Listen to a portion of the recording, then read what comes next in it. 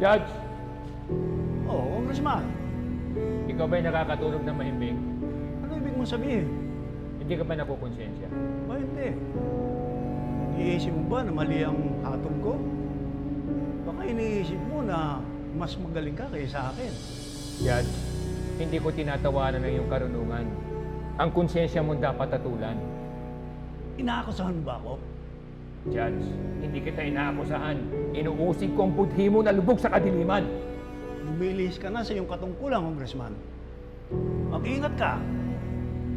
Hindi mo kilala kung sino binabangga mo. Hari man ang demonyo ang iyong kakampi.